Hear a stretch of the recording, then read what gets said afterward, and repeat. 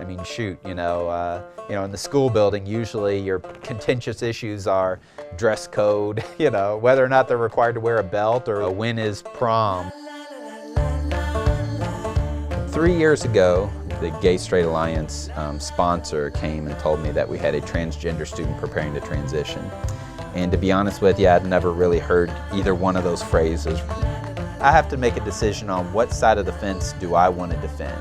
Years from now when I look back and my son understands what's happening, I want to be able to live with myself, but also to look back and say, I respected our community. Public schools now at the center of a fight over transgender rights. We decided to allow students to use the facilities of their gender identity. Making it the first school in Kentucky to adopt an official policy for transgender students. Obviously, people would say you were ahead of the curve.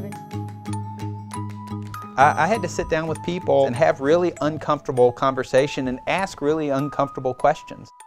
What is gender identity and what's transgender mean? Are boys going to start entering girls' restrooms and simply say, well, I have an issue with my gender identity?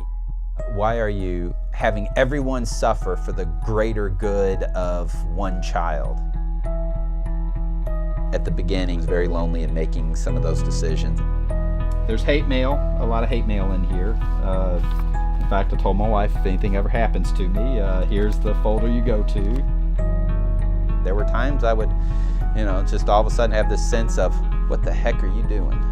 Because I was going against the grain. Once our community became informed on this issue, there was a lot of support for this student. Having Dr. Aberli's support made the process much, much easier. Really, really fought for me. Honestly, my experience now over the last 3 years, it's been a total non-issue to the children in our school.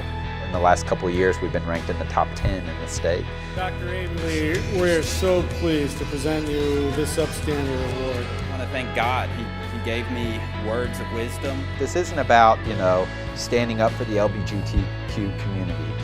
It's really about how we respect all individuals in our school and how we teach our children how to approach people who are different from themselves, not only at school, but in the greater world.